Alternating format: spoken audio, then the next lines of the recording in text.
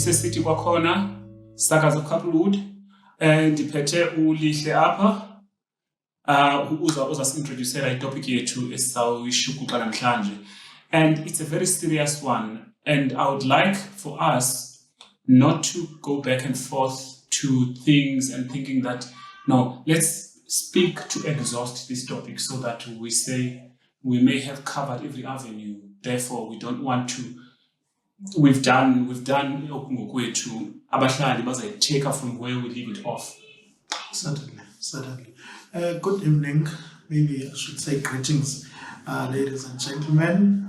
Today we are talking about fragile masculinity, which is a topic I want us to maybe divulge on and then maybe share views as we go along. I want to maybe start it off with just giving a brief explanation, maybe introduction rather, as to what the ordinary dictionary meaning of the word, of the phrase is. Now, it says here, it refers to anxiety or insecurity some men feel when they believe that they are falling short of cultural standards of manhood, potentially leading to compensatory behaviors or resistance to changing gender norms. Now they give yet another detailed explanation here, which says fragile masculinity is the anxiety experienced by men who feel they do not meet societal expectations of what it means to be a real man. From these definitions, I guess one would be able to formulate their own definition, or maybe where they may have realized or noticed the concept standing high. Also, if we can think of another example, or a closer thing, I think ngokwelingo street language, short men syndrome. I think it's one behavior that's very much close to the fragile masculinity. Also, it's very much visible in our families, in our relationships, in our society as a whole. We often see many behavioral patterns that stems from this, or maybe as the origin yazo, that is in this fragile masculinity that we talk about. Maybe you'd want to have a word or two for you. What does it entail? So it's fair for you to have 1,000 words and now only have one or two. You can always add a few zeros to that, to those numerical values. No. But for me, I've always said in the past with Wayne that we are in the context of South Africa, and most of the time when we take the terms. We take terms that have been defined in the Western society, and then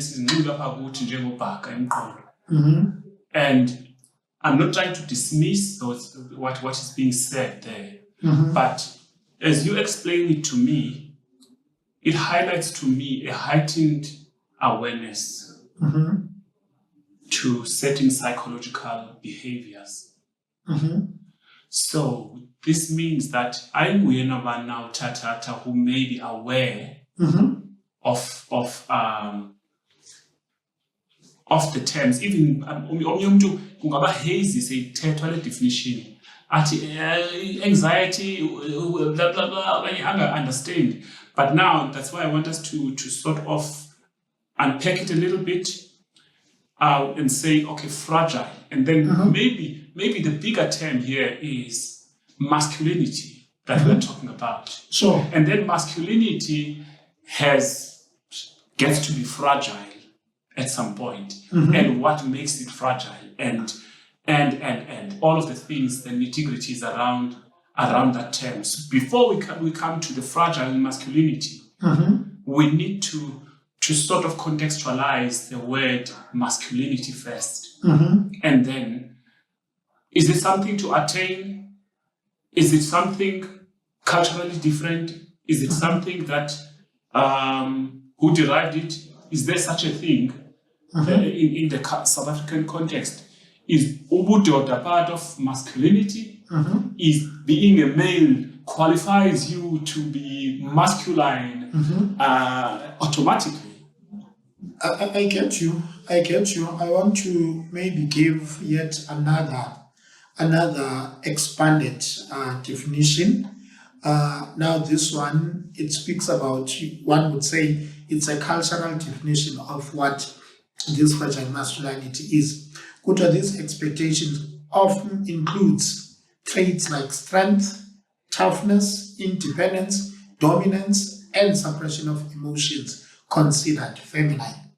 Now, masculinity, like you were asking, well, does one become masculine just by virtue of being a man? Is it something that people should strive to have, or is it a thing that everyone has? I think that the response to that would be, in the eyes of society, I don't know whether it's something that stems maybe from biology, or is it a social construct? I don't know. But with society, to masculinity, in fact, even the definition that you just read, it speaks about, it refers to anxiety or insecurity, some men. Now, even the dictionary meaning, of this, the internet meaning at least, it speaks about men. So it would seem as though it's a trait that is associated with men. Now, once you are a man, there is some toughness that is expected out of you. There is, you cannot be very much emotionally intact.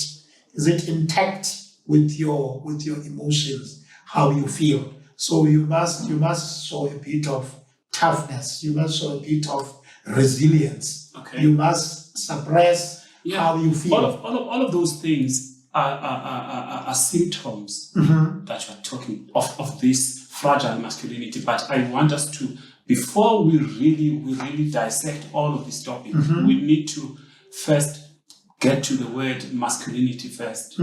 Once we understand that word, and then we can now dive into why does it become fragile.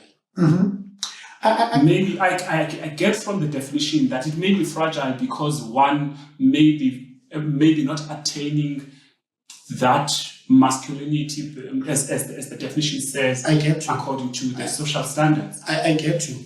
Now, I guess where I want to chip in is where you are asking, well, when does it become fragile? The moment, what is masculinity? Maybe let's get a definition here of what masculinity is. Yes. Just so that it's politically correct. Masculinity, a social constructed concept, refers to the roles, behaviors, and attributes traditionally associated with men and boys, varying across cultures and time. That is what the internet says masculinity is. Now, it's those roles. Social contract. Social contract. I think I mentioned something like that. Now, once men are conditioned, or in our society, they are associated with certain behaviors. You are a man because, or you should embody certain masculine, traits. Okay, just a second. They are associated with certain behaviors. They are associated by who? Society. By the society. Yes. So the society has made the definition of what they think masculinity is or should be. Okay. That is society. I'm with you. Then if we tie this definition that you just read to me, and then you tie with that fragile masculinity, where it has a result from it results from you get anxieties around your inability to attain this masculine social construct that has been sort of bombarded or maybe you've been nurtured with by society yakho. Yes. Then that as a term, when you say a person has got fragile masculinity, and then you come again and say it's short man syndrome is around is another branch of this fragile masculinity. Therefore, it means to me that Tina, as a society, when we say he's got a short man syndrome, he's got a fragile masculinity, then now we are shifting the focus, the goalpost of who should the actor be. What I'm trying to say is that I could be wrong, but let's argue around this one. The society has prescribed this, what masculinity is. Certainly. When as an individual, you need to attain this standard.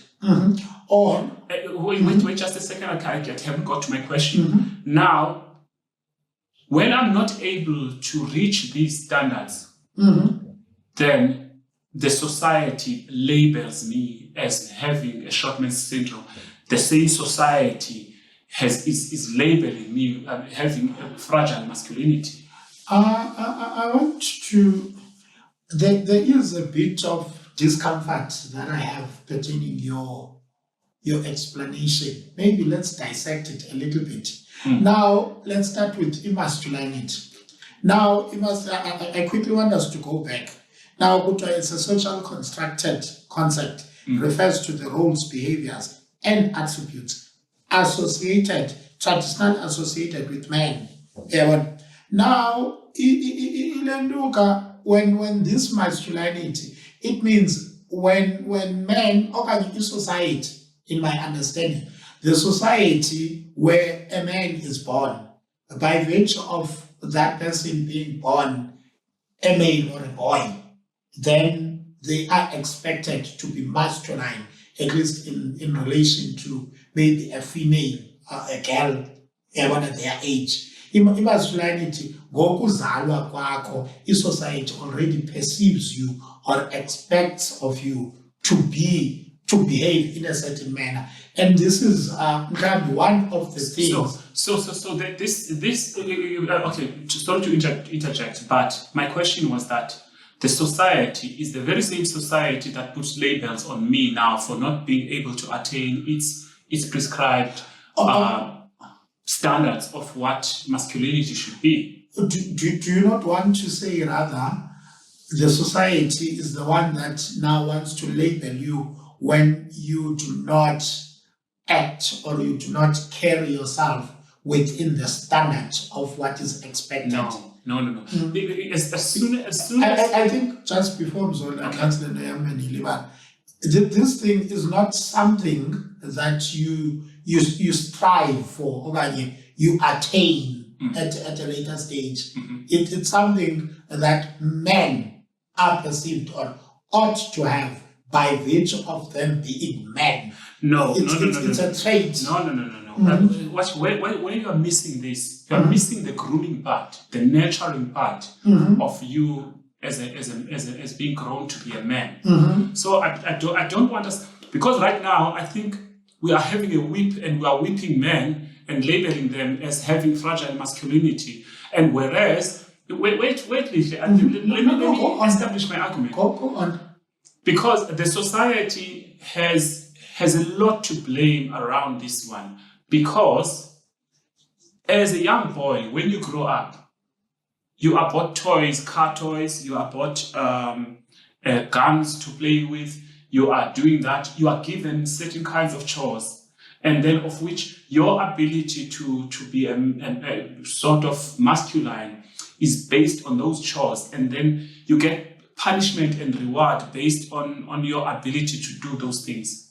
Reward meaning like maybe your father's not gonna like every time at busy unyanami, hey, has been doing today. You come and work and when you say 6 years, so that is that's some kind of a reward for you to keep up with that kind of trait or maybe behavior. Because the society itself where you grow in has been shaping you for years. And right now, when you find cracks in your adult male stature, then those things are attributed to yourself and your weakness and your inability to decipher your own emotions or your own failures or your own angers. Whereas that anger didn't come at that time. Your way of channeling anger has been groomed in a certain way from depending on where people come from. I come from Eastern Cape, and then there are ways in which boys are expected to behave. That way, look, a child when they are young, they are a blank canvas. Then, depending on because right now, if you're saying a man with fragile syndrome, with SMS, he should fix himself, he should we are dismissing the long process of the longitudinal process of their grooming into what they've become. Same applies with women. Women are said, no, don't do that. That's too boy. They are bought pink toys. They are bought pink things, and boys are being bought blue things and whatnot. So all of these cannot be dismissed now, and then we say now we are just blaming men blatantly for snapping out of nowhere, whereas we turn a blind eye on the society and upbringing. Tamzo, I do not think it would seem we are on different ends of the spectrum. Okay. With our definition or maybe understanding of this concept of fragile masculinity. In your explanation, to a certain extent, I want to agree with you. However, I have to differ somewhere. Okay. In the sense that in masculinity as a concept, or rather this fragile masculinity, it has close to nothing to do, in my understanding at least, I could be wrong. It has nothing to do with the society, how a society perceives one, at least in fragile masculinity. With masculinity, yes, we understand, but if society perceives men to be people who embody masculine presence, because they have high testosterone, then they want to dominate. Men want to do chores, like they want to lead, they want to be whatever, they can do hard labor. This is not that are associated with masculinity. I think to a greater extent it has everything to do even with the physical structure of man. What is it that man, the man body, can do? Maybe in the past it had to do with okay, and you can be more resistant to a whole lot of environmental things. Or if cooking fires were, no wonder it's gonna be men that are defending their families. If there is an intruder in the house, it's a man that's gonna attend to that, because we are built, or we are supposedly built in the sense that we are able to stand those things. But now what we are talking about is the fragile masculinity. Now, when does this become an issue? Maybe if we can spend time on, maybe not necessarily on what causes it. Maybe let's talk about what would be the signs that this fragile masculinity is taking place. But that way we would be starting at the end. That's why I wanted us to define masculinity. Sorry, I took a tangent to sort of like go into how societies have been made and how it may come about that a man now can have these kinds of symptoms. But just one question before I let you delve into what you want to say. Do you agree if I say that fragile masculinity is a new age term?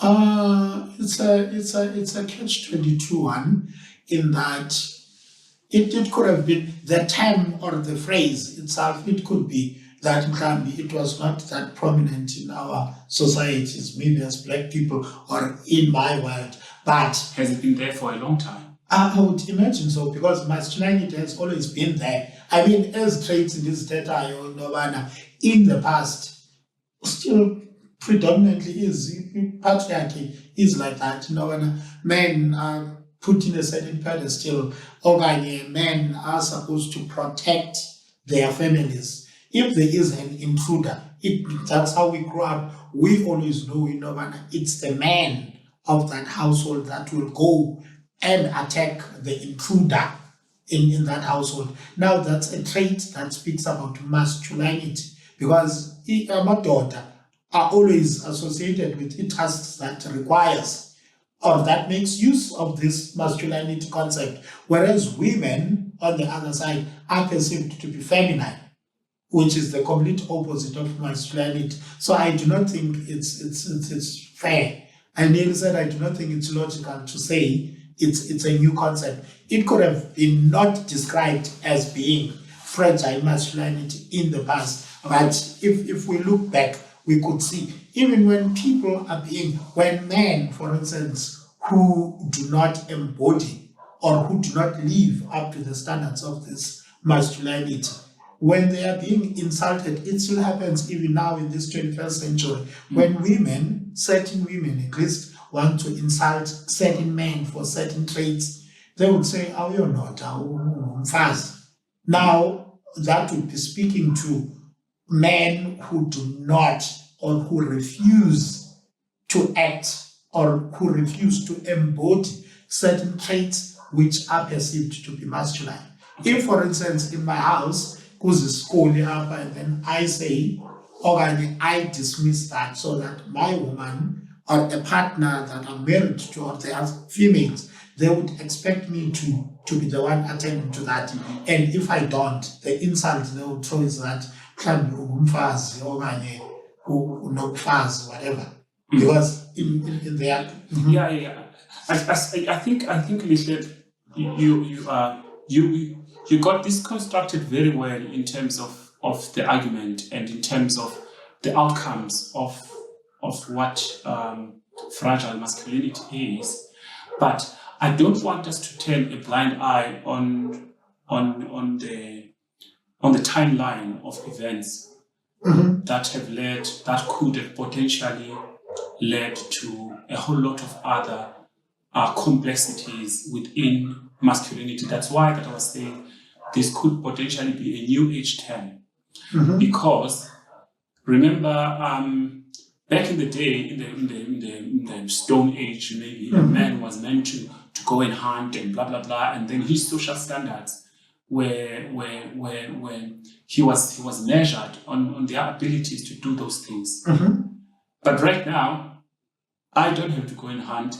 I can just go on my app and order food and stuff and do all of those things. So if at this time, at this age, I had these abilities that I have, or this freedom, or this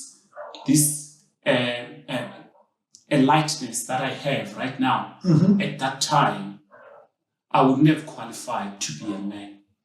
So what I'm trying to say is that the definition may be a new definition of all of these new age terms, but it could potentially be referring to something else that may have been different at the time. But the evolution of events, of social events, have led us to want to has brought about a change. And with that change, there are men who are still resistant to accommodate the new changes and the new roles in which men should be playing. And therefore, those who are rigid in terms of their role as masculine, these are the ones that are likely to be labeled to have fragile masculinity, because because they are not conforming to the newer times of how a man is defined. Without talking too much, let me just I'm sure you guys, African, you guys know the term. Earlier maybe I heard about it in the early 2000s, but some people say it started somewhere in the early 90s, blah blah blah. But we were young then, so we wouldn't have known this phenomenon of being metrosexual. Metrosexual are these men who decide, no, I'm not gonna let myself be scruffy and smelly and stuff and be haywire like any other man and carry on things. I'm just gonna take good care of myself, take good care of how I look, groom my beard, have a certain lifestyle, which came about with urbanization. So, To us, so is that the reason why you are not no, fully shaved? Okay. Was that distracted? Because I see that if we dive deep into the fragile masculinity, we are going to miss these events that are a prelude, kind of, or maybe an abstract to the actual body of what we want to talk about. So let me just finish off. I won't be long. So these men who came about and they were stylish, who came to these places, mhlawumbe elandikeni kusizulu zathwa amajita kuthiwa amabhinca afike enxile kahle amajita azikhathaleleyo nje. And then xa siya emakhaya mhlawumbe somewhere in the rural areas, they're like, nah, is this the man or whatnot and whatnot. So in that kind of setting, you might easily, the guy who was sitting in Emakaya, when he's looking at this guy who comes from the urban areas, who's all groomed, who's clean, whose eye, maybe passes eye or gumboots and whatnot, is likely to be seen as, he's and of which these two things are not supposed to be matching. It's got nothing to do with cleanliness yake and lifestyle yake.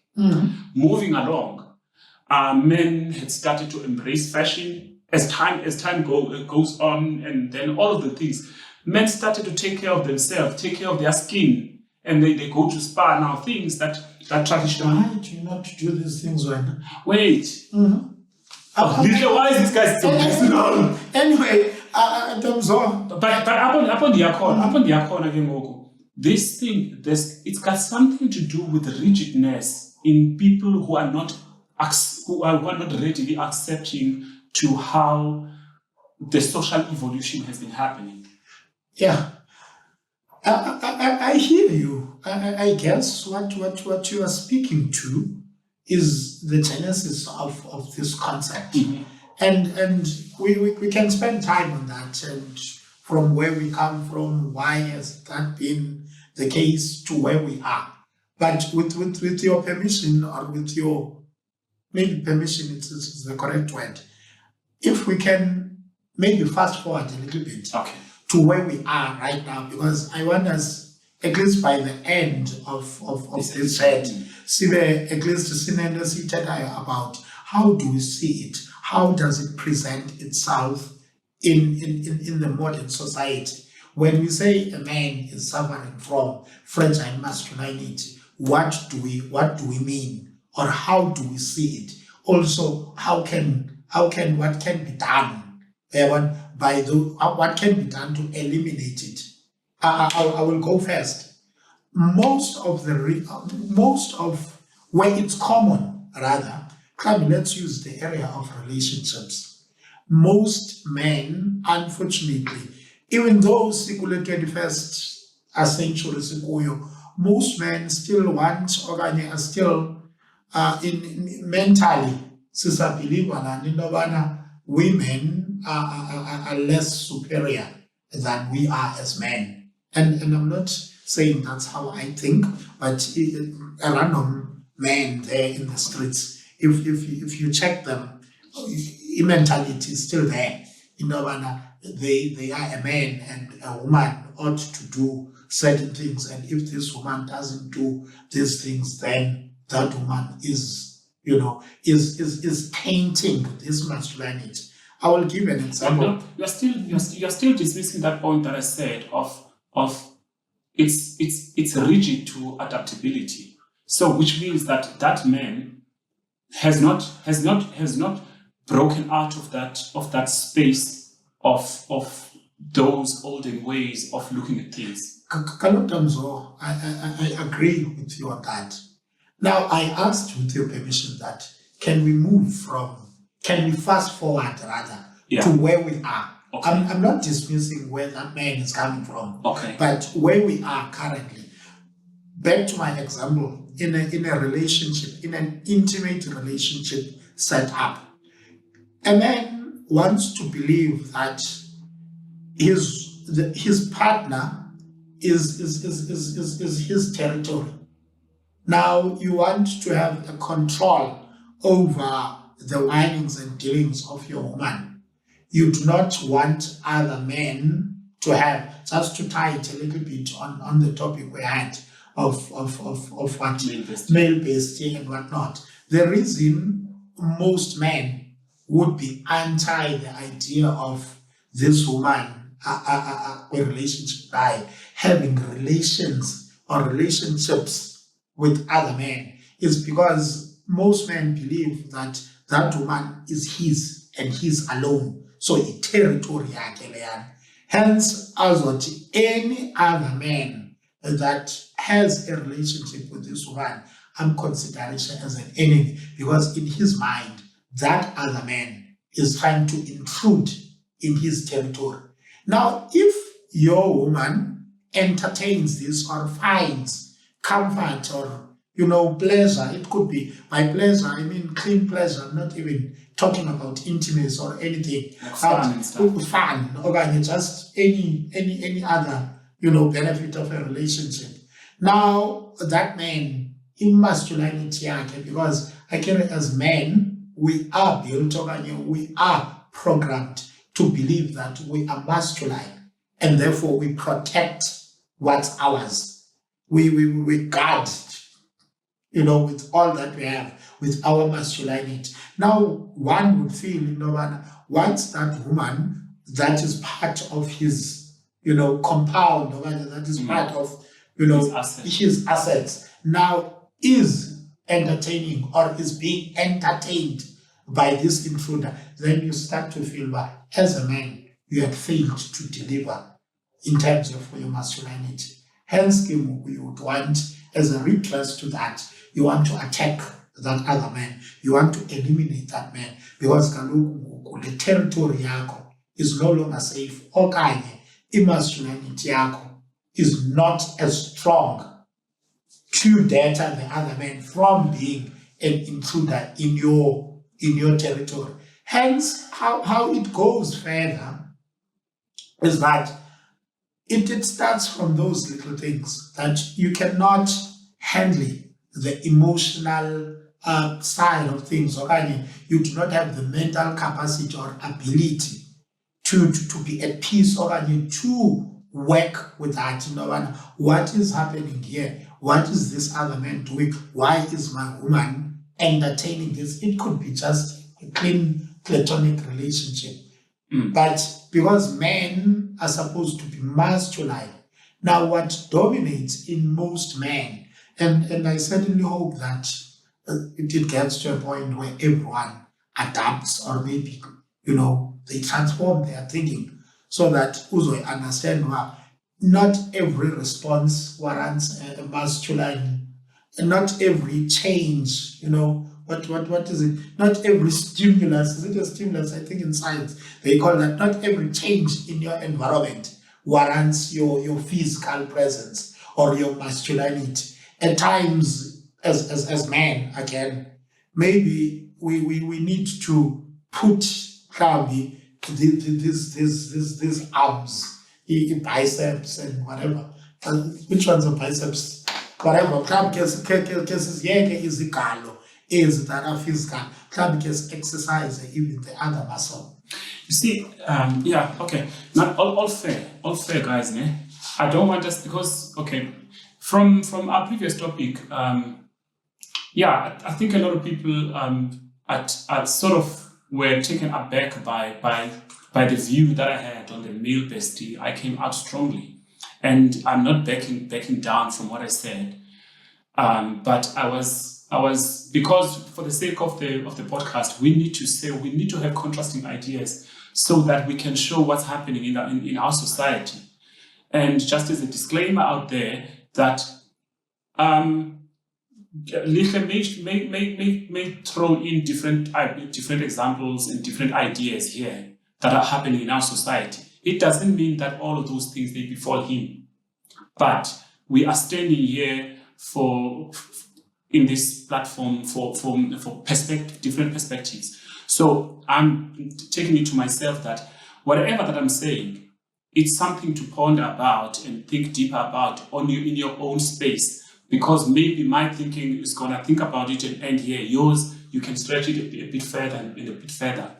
So coming to what you just said about people wanting to exercise masculinity, people who want to exercise their massive, their this, because a lot of people, they say, even guys, when they are just sitting in their own spaces amongst themselves, they want to exercise who's man enough than who. They will be playing drafts. If ever the other guy wins a lot, and then he feels like so great, and all of those that are losing from playing those games with him, they feel like less of a man than so and so.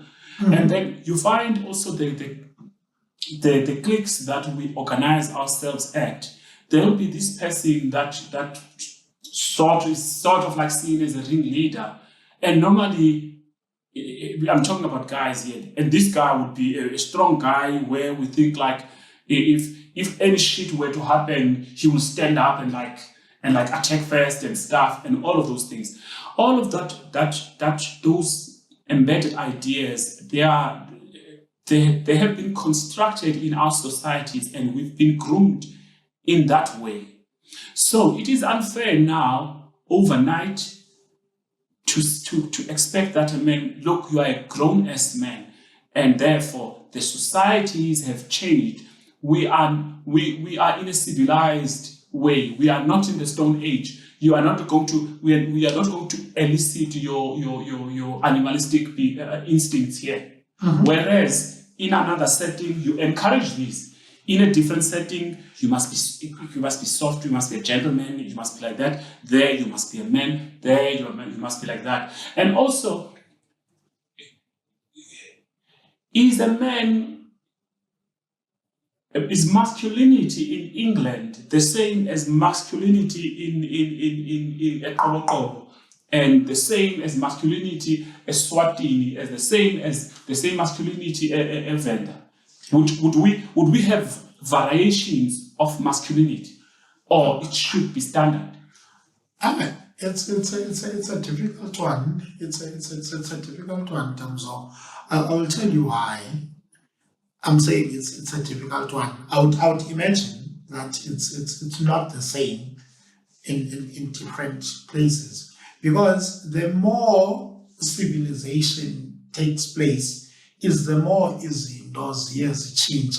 Also, if you care to notice, most men, let's give examples, for instance, of what we spoke about.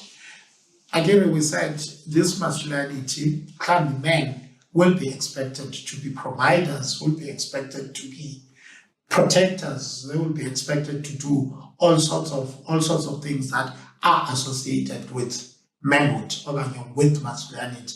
But as the time goes by, we are seeing a good number of families. For instance, men in the past were supposed to be leaders, but we are seeing more families in our days where women are the leaders of the households, be it the father is not around, he ran away, whatever. But in our days, we are starting to see signs where there is a bit of equality that we are still striving to achieve.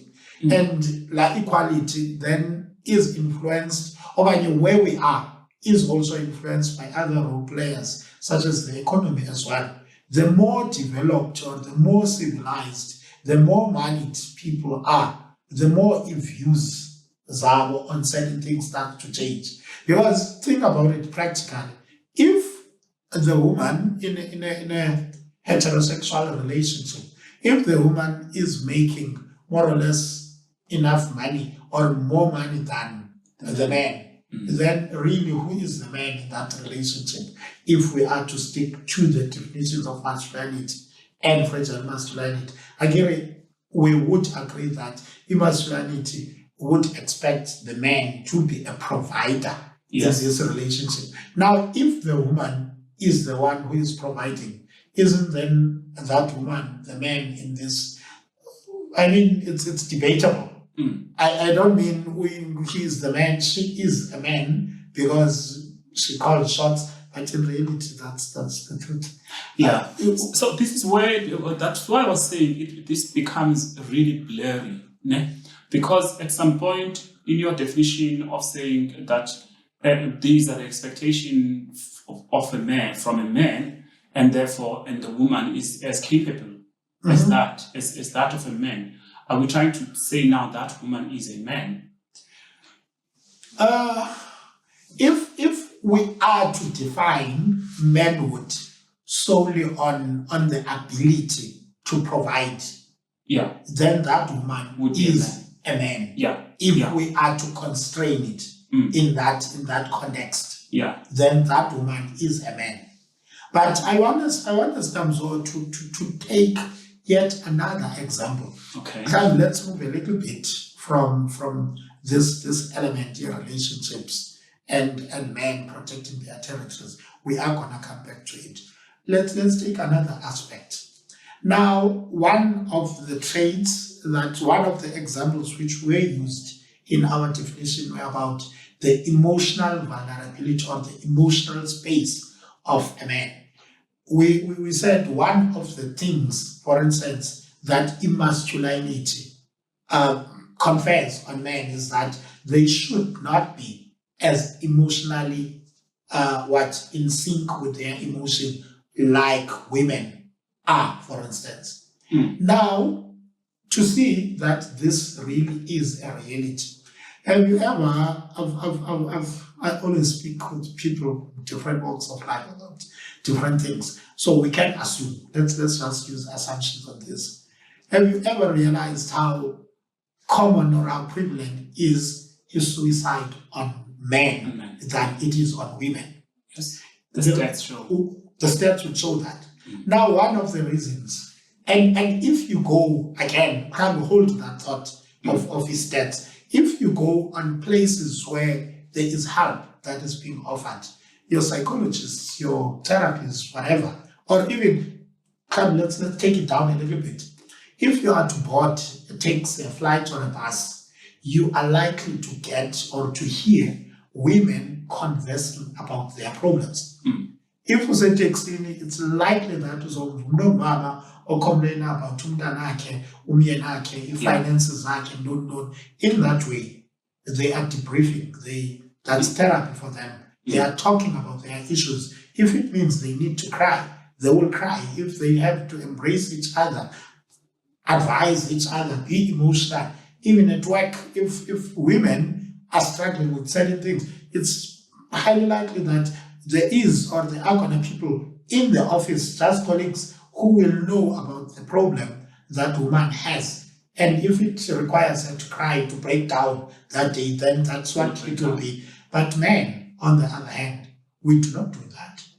The reason we do not do that is not because we cannot cry, we cannot express ourselves, we cannot seek for help or therapy. It's because masculinity requires that you as a man, you are more, emotionally strong than a woman. If there is a bereavement in a family, men are the last people to be checked up upon.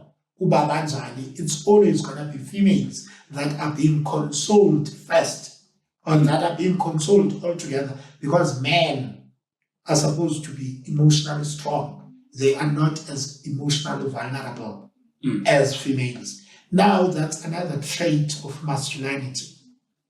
Now, when then does this concept or this topic we are talking about of fragile masculinity comes in? If as a man, now you find yourself, you are no longer able to live up to this standard of emotional, of being emotionally strong. Now there are certain things that are really taxing in your emotions. You are bothered. Life is not going your way. Now you cannot reach out, you cannot do that, you cannot, the only option Gogonayo should be to reach out, go cry, go therapy, go speak about your problems, go ask for help. Then you That realize doesn't exist in your world. because stepping out to ask for that help means your masculinity is no longer intact. Yeah. Then seeking help would be making your masculinity fragile. Yeah, okay, Lisa, let me blatantly say this. Yes. I do not like this term of fragile masculinity, and I do not approve of it. Why? I'll tell you. So, even in men, if let's say we are a stadium, there's a whole stadium full of men. So, all of those men have got should be having different ways of showing their masculinity. Should, I'm saying should be. Got you. It shouldn't be that there must be a dominant man than other men. Therefore, other men are more recessive than other men, or they are more less. They are more feminine than the other man, who is more dominant than the other man. Maybe let me decipher this in this way, in case it's difficult. Let's look in the financial sector. Let's say in the financial sector, in the banking, in everything, in all of that. So, men who are working as bank managers or maybe CEOs and everything, all of that sector of people who are wealthy. You don't see those men being bothered by having muscles and having everything and all of that, and fixing cars and feeling like I'm a man because I'm full of oil and stuff. Yet those men, in that space that they are occupying, masculinity to them is about making tough decisions. Yes, it is still a masculine workspace because the world has been constructed by patriarchy. But in the space of that finance, and then in all of those many affluent kinds of blue-collar kind of settings, masculinity is not defined by that. Men respect those men who take tough decisions, who take financial risks, not physical risks, who are very intelligent, who make intelligent choices, who are cutthroat in the industry. Therefore, that man is seen as masculine. Let's come back to sports. Wait. Let me construct this before. You ask me why I don't approve of the term. Now let's come to sports. In sports, it's very physical, it's aggressive, and all of that. So a man in the sector of sports is seen as a man who will be very aggressive, who can outrun everybody else, who's got strength and everything.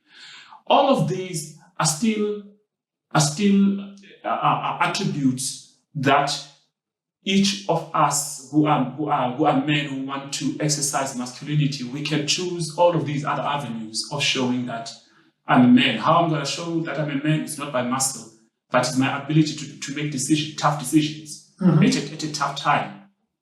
So, but now our societies have boxed the kinds of things that are in that basket of masculinity.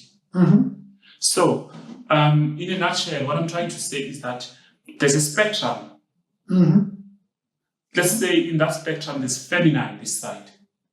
That is maybe -100. Okay, let me say +100, just in case I step on the foot of someone. +100 is totally feminine.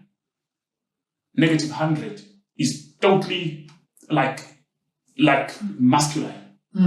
So, are you trying to tell me that at the center of this, let's say 0, from -100 to +100, the center of that is 0? At 0, what you have at 0 is a man or a woman that embraces have feminine traits. His masculine traits. What I'm trying to say is that there's a totalitarian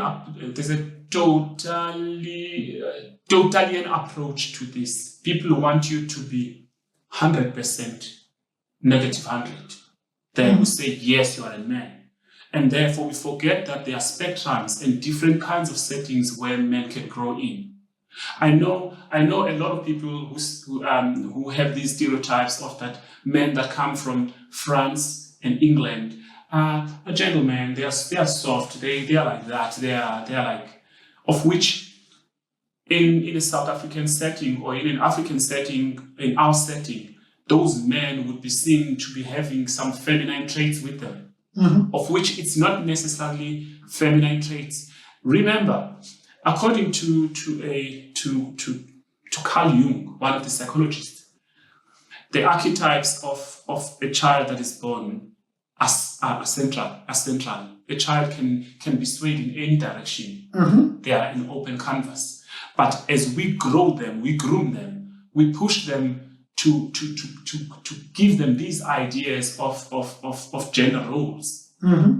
We push them. But how do we push them? We don't only we punish the other side. We punish them for showing emotions. A boy will be punished. But now a girl will say, oh, mama na embrace to do more of that thing. Therefore, now we are as loser those traits of being of masculinity. Remember, a person is in an open canvas, is born with all of this. The emotions are there. It's not like a grown-ass man didn't have emotions. They had an equal number of emotions. If there are 30 emotions in a newly born human being, a woman has 30 and a man has 30 emotions. But now it's just that those things will need to be suppressed until a time where they get into your subconscious mind. Then naturally you embrace fluently all of those traits that have been embraced, that you have been rewarded to show. Then now the world is changing. Has not changed has not regressed for us to go more to being cavemen, of which it would favor those who have been pushed into masculinity as hunters. Right now, we are not hunting. They've made a bad investment in you to say that this is how you show yourself. Right now, even in an interview, they want to see your emotional intelligence. They want to see beyond your intellectual capacity. They want to see your touch with humanity. And then now, if you embrace so much of that negative 100 of you being masculine, you are embracing traits that are being eroded out in the society, because we are all going, even femininity. We are moving. We are sort of integrating. Can I interject? Okay. I seem to be losing you on the concept of this fragile masculinity. On the other hand, you speak about where we are or where we come from, what informed it. How has the society contributed to this thing? You are, man, for instance, ought to behave or ought to embody these traits. On the other hand, then you are saying, maybe in the same breath, you are saying, maybe you are alluding to it being unfair that the very same society that gave rise to these traits, now we want to do away with the very same thing that we created. Am I correct so far? Yeah, there's another aspect. There's another added aspect to it. Sure. The added aspect is that we are. I think the term is sort of like a backlash to those who are being rigid to the traditional masculine traits. In embrace of a society, of the new society that has grown to understand the equality of gender roles. So, in a way, we want those people to get out of that zone of being trampled. If you trample what I've worked so hard for, therefore I will snap and do something to you and be aggressive and be aggro. There are better ways of solving problems now than fighting. In this new age society. That is the direction. Exactly. Yeah. Then this is a new age society. This is a new age term which is supported with the reason I'm saying I have a problem with the fact that say fragile, or a man who's anxious. You're not always anxious, but you get triggered. But Kalogu, you get triggered by things, by unnecessary things that shouldn't be triggering you. It's simply because you haven't evolved. You are rough around the edges. You haven't embraced the new age society. Which is exactly what fragile masculinity is. As it was explained, but I don't think it's got something to do with fragile more than it's got people who are rigid in terms of losing their olden ways of doing things to embrace the new culture. The reason masculinity, the concept sekukhala fragile masculinity. It's because tina men by the term of it, masculinity, it's something that's perceived to be, we ought to be strong. I'm telling you, masculinity, it's always, apart from, I would say, fragile masculinity, by virtue of mentioning masculinity, what you mean is that those you are talking about a physical presence that is strong. Okay, you are talking about traits zabantu that are supposedly very strong people. It could be emotional, it could be their leadership, it could be whatever. So where does fragile come in there? It comes from the fact that once those people are no longer able to embody la term, which is that strongness, that toughness, that emotional strongness, then it becomes. Then Look. I'm sorry, guys. If you guys out there, you think that maybe you understand this term deeper or you embrace it, but maybe Lihle, you fail me when you say these men, they are embracing the extreme side of masculinity. And then in the same breath you say this is fragile because they are acting on that. I think we are talking about people who are displaced. Displaced means that they've got wrong tools to be.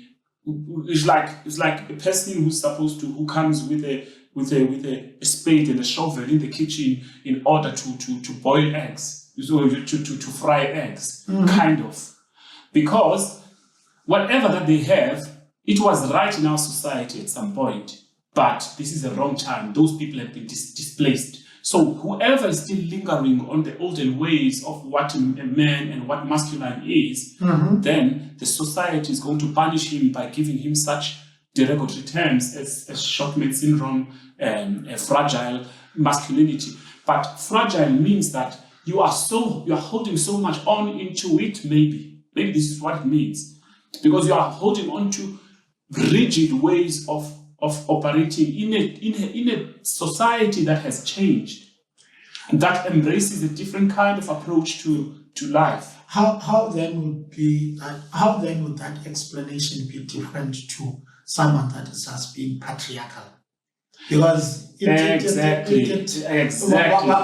What we are speaking about in my books would very much be in sync with what patriarchy is. But anyway, so I don't want us for the sake of this clip. Okay. I do not want us to divulge on theory of what, not unless that's the direction you want us to take. No. Then we can have because I wanted to indulge in this fragility, and then so that when something is fragile, it is easily breakable. No, Yes, yes. The answer is yes to that. But can I continue with my submission, Glenn? Let's rather, if you want us to do that, then we can play with the language semantics in defining what fragile masculinity is. But the vision which I had, particularly for this clip, was for us to speak on how is this visible in our everyday lives. What is someone that's watching this, or what is someone on the streets can relate to when we speak about fragile masculinity? What is a guy that is being labeled as having fragile masculinity like? How does it look like in our homes, in our workplaces? How do we see that what we are dealing with here? Unlike us who are divulging on language semantics on what is fragile masculinity. So let's decide. Are we going? Let's go your way. Okay. I think it's now in our societies, one of the things where this fragile masculinity gets more visible, unfortunately, most men use it for they resort to violence because of that. Now, once as a man, and it happens, once as a man, you cannot plead your case to a woman, for instance. I'm not even talking about when you are finessing a woman or whatever. You already have this person as your partner. Now they start doing better than you do. Now you start having attitudes that now all of a sudden, because she's doing better than I do, now she no longer respects me. Now she takes decisions outside of me. Or even if she involves you in her decision making, maybe her decisions, or even better, let's not talk about finances. If anyone has ever been with a woman that is, there are certain women who have a strong mental will, in the sense that the ideas they come with are really better than your ideas as a man on certain things at least. But most men, that is the part where they miss. Tina, we want our ideas to be the ones that are being implemented. We want to still maintain Lando, we are the ones who are leading this household. As a man, my name to direction from here. Now, the moment my woman pleads a better case than I do, be it item, be it quick direction, quick option that we must take, then it becomes a problem for most men, because masculinity dictates that as a man, you should be the one who is leading this household. Now, if somebody else, being the woman now, leads this household, or gives better, takes better decisions than you do, then masculinity gets bruised. That is where this concept of fragile masculinity then kicks in. That's just one example. Money. If your woman makes more money than you do, or even in some instances, it's not even a question of a woman making more money, but it's a question of a woman making enough money for her to be independent from you. You'd be very much surprised how men are skeptical of being with women who are making better, who are making more money than they do. Some men even resort to sabotaging in future or in more earning prospects of the women they are with, because they know that the moment a woman starts making more money than they do, or having more resources, then their masculinity gets to be triggered. It's and as a result to that, they resort to violence and such. Yeah, I think when you're looking at this at a micro level, at a microscopic level, but the societies I'm still back on the society. The societies, as we came along, having our freedom in South Africa, and all things were getting better, women were being empowered, and then they were given all of these positions and everything. What were men doing? What were the campaigns doing for men and about men who are still holding on to things, who are supposed to let go, who are supposed to, at the same time, when you say Ina, the other one must be willing to say Ate. So what I'm trying to say in a simple, in layman's terms, is that at the time, I think the more empowerment was happening to women and people being made aware of feminism and all of these new terms, I think the most education needed to be given to men as well. To men as well. I mean, like it doesn't make sense to say, okay, you are teaching prisoners how to behave when they are outside of prison, and then you are teaching the prison warders, the only thing they know is to make sure that the prisoner doesn't come out.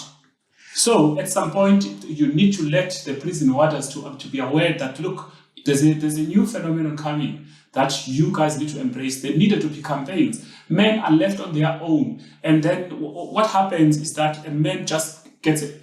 If you stand up on your closed circuit, on your blinkers, and then because you put blinkers, you cannot see beyond what you are being shown.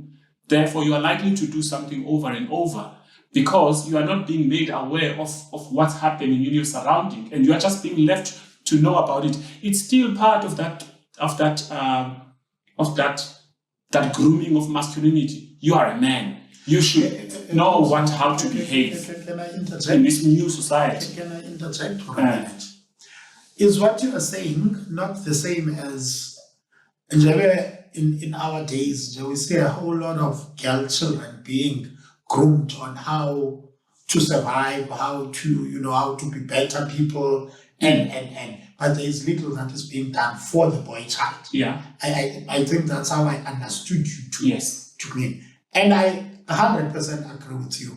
If there is anything in this chat that I agree with you on, 100%, it's that one.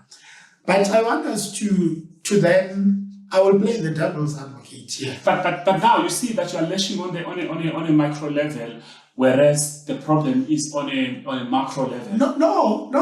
I 100% agree with you in that scale. Okay. That's exactly what happened.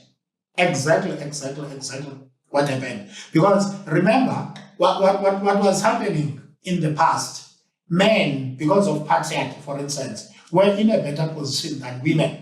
Men were made to be leaders and they had to be, leaders of the families, leaders of women, households, Now, in comes this new dispensation or this equality, where we are now saying men and women should be equals. And then there were campaigns that were meant, still there, to empower women. Now, when we empower women to say they must also be in positions of power, then where is the power they are supposed to occupy gonna come from? One has to give and one has to take. So I 100% agree with you on that one. But I want us to then go on the negative side of things now. Are men doing enough to part ways with the past or with the old ways of doing things? Are men doing enough? Yes, in terms of unlearning and embracing new ways of doing things. With what support? No, I get there could be no support, but there are things. For instance, there are men in this day and age. There are men, educated men, well, reasonable financed men, who, when they go through life difficulties, there are options. There is therapy, there is counseling, there is treatment. There are men who are sick, for instance. It could be chronic illnesses, it could be lifestyle illnesses. There is government clinics, there is all sorts of help that could be utilized by anyone, free of charge even at times. but are men doing that? No, the problem. Look. When you say you're still on a micro level, you are lashing on a micro level because if you are saying that the society has made these things, has shaped these things this way. No. And then because remember at a time there was a time when it was now Zondi and as mines, women were not there, they were left in the rural areas and blah, blah, blah. Precisely. And men were staying on their own and everything. So these were structurally, systematically made by our society. Certainly. And now the society is saying you're so much suicide in men, so much that in men. But remember. And then you're on your own now. I need to go and seek men's help. Now I need to go and seek. No. Even when we started this conversation, I asked that, can we fast forward from where we come from? Yeah. And I'm not negating the positive. Okay, it's the truth what you are saying. But now, do we not have structures? Now you are speaking about support all by yourself, but as such avenues, not the avenues of support, where we say you are not alone. There is men clinic, there is outpatient department in hospitals. If as a man you are sick, then you can go there. You can ask to speak to a male nurse that will administer your medication. You have emotional whatever at home, things are not going well, you've been retrenched at work, and now can you not pursue counseling? There are male counselors. You can do it anonymously. You can do it telephonically. You can ask to speak to a male therapist. Now that's all support, and it could be tailored for your benefit or to your needs. What more then can be done?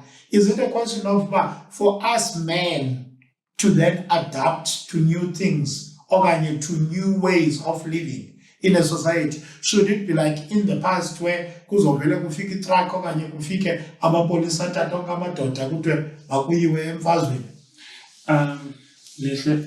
All fair what you're saying.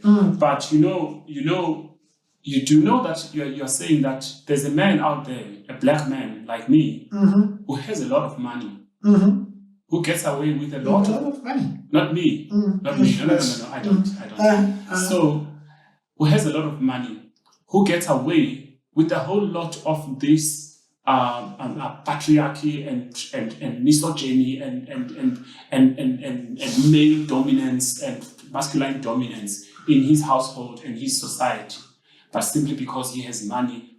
But where it hits harder, these terms is when a man is poor.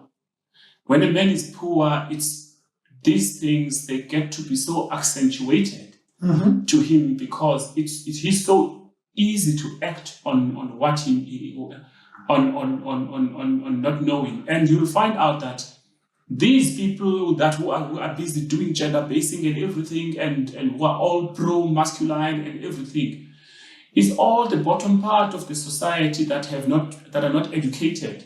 Like you and the rest of other people that are few. I'm very educated. Then you are educated people are able to discern a whole lot of what's happening around you. Another man may not be able to discern much.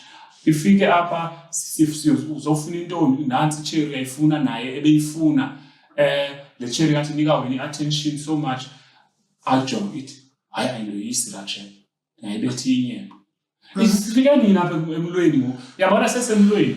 This is the thing. The thing is that other people are up. Where are you in the hierarchy of society, in the spectrum of the society, depends on how much you are lingering onto the olden ways of doing things. And therefore, this is the bottom large that is not going to see signs that are written, help that way, counseling that way. They don't see themselves in those things. This is the bunch that needs intervention.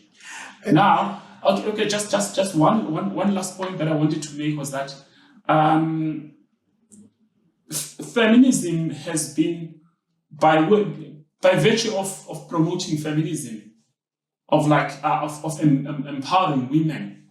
If you are leaving men behind in all of these campaigns, you are making feminism seem like an enemy. It seems like it's at war with masculinity, and of which is not the case. You are just trying to level the playground. Right now, there's a lot of enrollment in higher education from the women's side. I think it was 65%. Men in South Africa have dropped in going to higher education from 42% in 2016 to 38% in 2001, and of which it shows you that men have been left behind in this new society. Part of that being left behind is they're fending for themselves in the way of how they try to decipher the new world. Right now, I mean, I was amazed to see, like if you go to UCT Plus, there's so many queer, gay, everything. Everybody is like, hey, kumnanda. And then now, a boy who was seen to be as going into the library to study as this guy, he's gone soft. As I'm into football, there's a game in rugby and whatnot. All of those boys, they've been consumed by the olden ways of patriarchy that have been left without being shoven off their backs.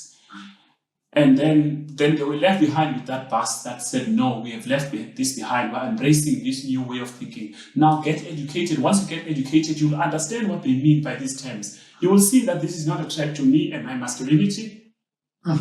This guy is a better guy. He's a better choice for that girl than me. Than me coming to say, hey, now that's the beauty of transformation. And even education and even resources. This whole thing of fragile masculinity, truly speaking, it's more, in my view at least, like you had mentioned. I think you asked a good question of go England, Napi, and South Africa. The concept is the same. I very much doubt, and I said that because now development, civilization, and even where they stand financially, then as was they end up being, nitty-gritties as that are not even that important, because everyone gets to be so comfortable in their skin, in who they are, apart from gender, because if masculinity is a concept that is gender-centered, really. Apart from gender, there is nothing, that has to do with masculinity. If this is I don't know about genderless, what could they be? If song or if they will sit on Kambi, see gender song, then I very much doubt we would be having this issue of emasculinity, because we would all be, maybe we would, because we would still compete just like as we are competing now as men, who is stronger than the other one. But as a parting shot anyway, I want us to talk about toxic masculinity. Now, what does that entail? A good example of toxic masculinity would be anything as as a man, as a married man, I can take a second wife, but my wife cannot take a secondary husband. I want to take a second wife, but my wife cannot. I want to have a side chick, but my wife cannot have a side whatever. That's what toxic masculinity speaks to. I can have. Is it always directed at women, or can toxic masculinity be toxic to other masculines? My understanding, if you can repeat your question, does it have to be directed and to women? Because you mentioned all of the examples you've mentioned there, it's all directed to women. No, I doubt so, because in masculinity, it can be, in actual sense, it can be directed at both sexes. Because if when being a guy, then you come at me for being liked by your woman, for instance. In that case, you are running away from the fact that your You're not woman being just liked. likes me. You know? So it's easier then for you to then come and attack me. Then in that case, it's not directed at Don't your you woman. think that it's still the same way that we spoke about that and men, the only thing they know how to embrace is aggression? Then they are not they are not trained to discern certain things or think deep about certain things. It's the most unfortunate thing about men who do not want to use their brains and their minds, but wants to use their muscles. I always feel pity or shame for such men, because it's more like being given a dangerous machine, giving a dangerous machine to an idiot that does not know how to operate, when to unleash certain. You give army powers. You say, be the president of whatever country. Then you have powers. You know, when you are the chief commander of the army. Now you have given so much power to an idiot that cannot apply his mind. So what you did there, you gave tools, dangerous tools, to someone who cannot, use their power. Someone who would be smart would know that using those tools should be a last resort when it's necessary, unlike just using them any time. As a light remark, have you ever noticed how men who are really good at fighting, let me not say men, I don't know, but I think men, in this case, I'm talking about men. I've never examined it on women. Have you ever realized how people who are good in fighting are very much airheaded? Like, there's no substance. If anything were to come between Nakam and intruder comes or whatever, you know who you'd approach. Oh, hey, so let's go fight there. Such people, their mental abilities are very. Hence, I will give you another example. I'm not sure if I'm not gonna be in trouble with this. No, but okay. There is a certain group of people, that are mandated to protect the community. So they are hired by the state to protect, to maintain peace, to don't not cry, whatever. Have you ever realized outside of their workplaces how they are as human beings?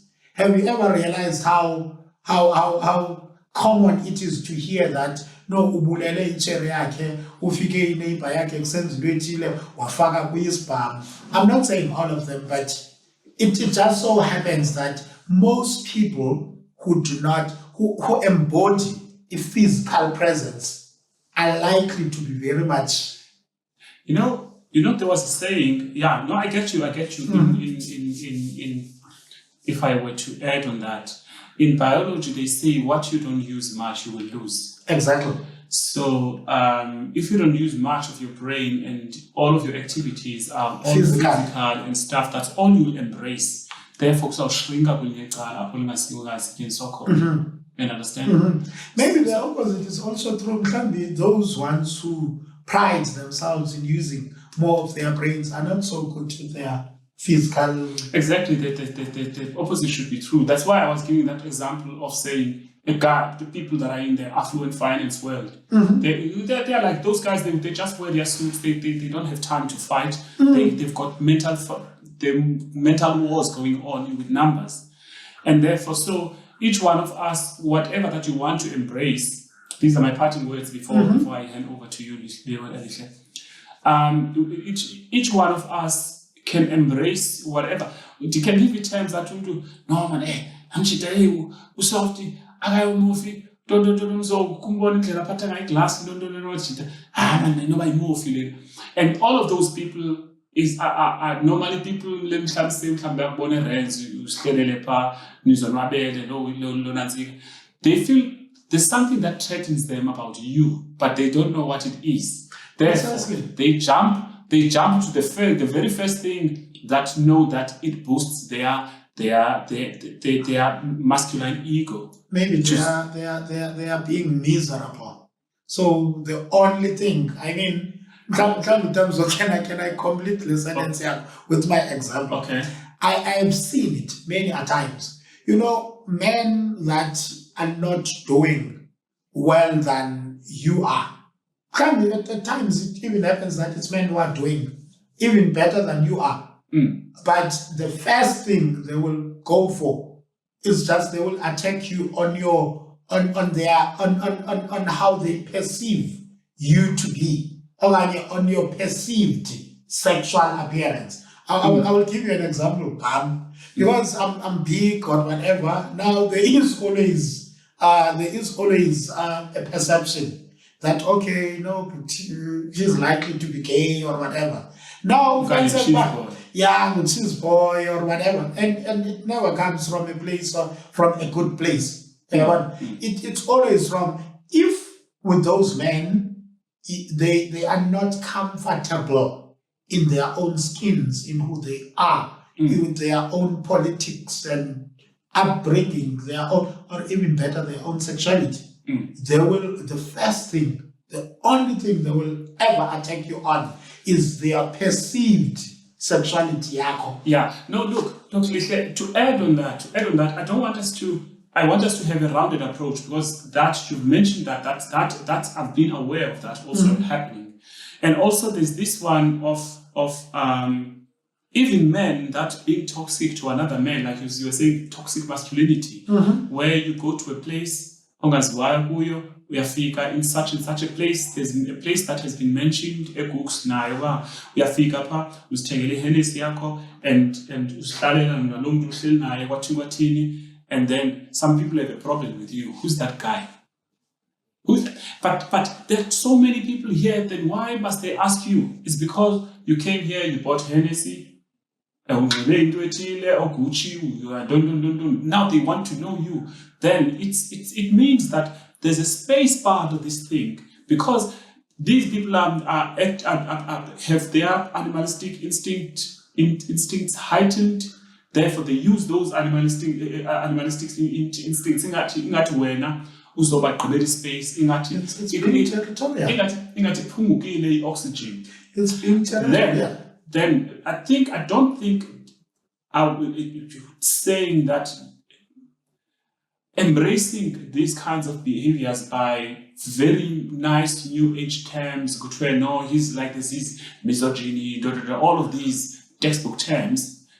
I think these people are rigid people who are stuck in old ways. Simple. Then if you were open-minded, you were going to know that there are spectrums of people, different, coming from different upbringings, showing different traits, showing different attributes, having different interests in life. Then that way you are going to embrace the world better. Yet another example. Let's say you are a man who does bodybuilding, you act out raw, what? Wrestling. Yeah, wrestling, yes. Yeah, you're like that kind of guy. Yeah, who's that guy and whatnot. And also selling beer, you drink hardcore alcohol and stuff. And then you get out of that zone. You sin this way. What is it Christly about a person? Look at the description of Christ, how he was. He never fought. He was going with people. He was using his mental ability, going and telling parables there to teach lessons and all of that. And then that is largely what is being encouraged going forward, that we are all this means that we ought to cultivate ourselves into to dig out the Christ within. The new age way of doing things is the best way of getting grounded and finding that ability of you to discern what's happening around your life. Otherwise, uzawudwanguza njenge the headless chicken. Ungade ufumane the essence of your wisdom and your groundedness. But by that note, I'm trying to say that look at Christ and see how much of masculinity he showed us. I am out. Yeah, you summed it. You summed it very nice, Tamzo.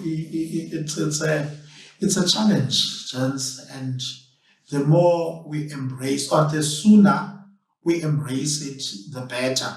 Because it cannot be that as a man, the only thing that you bring to the community, to the society, to your household, to your relationships is only relates to you being a man. I mean, masculinity. There must be more to you. You are a human being.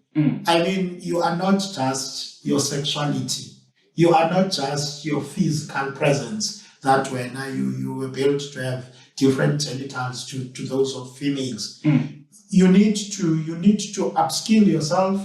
You need to better your life as an individual. It cannot be that every time when you are experiencing adversity, you are experiencing challenges, you resort to your physical, To animalistic.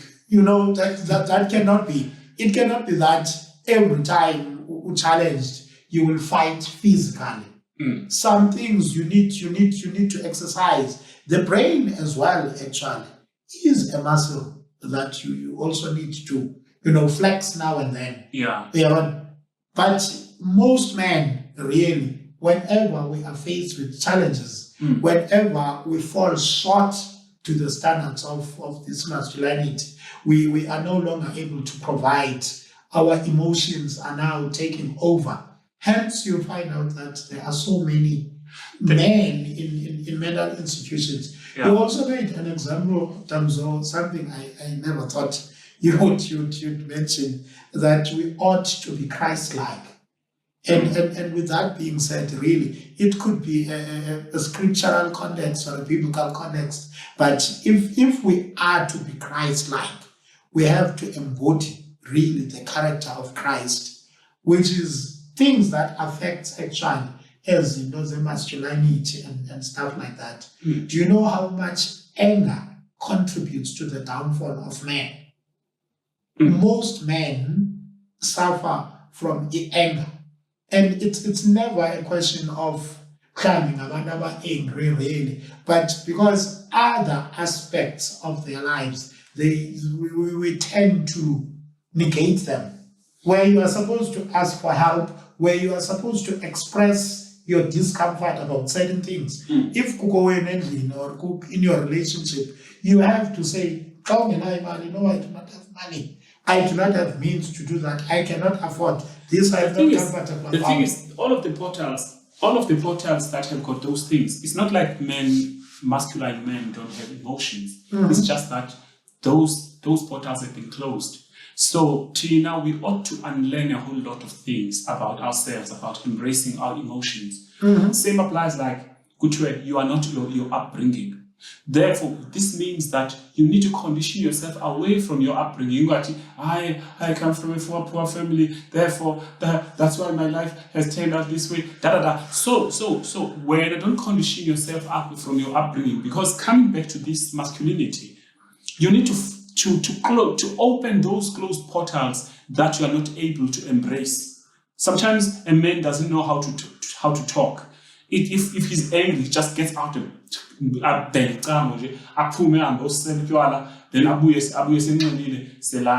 then slowly unlearn those things and say, okay, I'm gonna say 2 words today concerning what is bothering me. Maybe tomorrow I'm gonna say 4 words. Maybe I'm gonna talk to myself in the mirror first before I talk to anyone and tell myself what's happening with me, what's bothering me. Kind of vibe. There must be something, but even societies, they need to find ways, start campaigns that have a way of saying, where are you in the spectrum? Each one of us is born with some reasonable amount of feminism and masculinity. Then the society grows one side and closes out the other side. There's there's a reason why we have love inside. A woman has got love. It's so that it gets embraced. It shouldn't be closed out. There's a reason why we have emotions. Not only anger. We got other emotions. Hey, Tamzo. All right. Massive agents. Ladies and gents, emotional vulnerability is a strength, maybe not a weakness. Yeah. In fact, not even maybe, but it is a strength. The more you embrace emotions, your emotions, the better you become as a human being. With that being said and done, danko.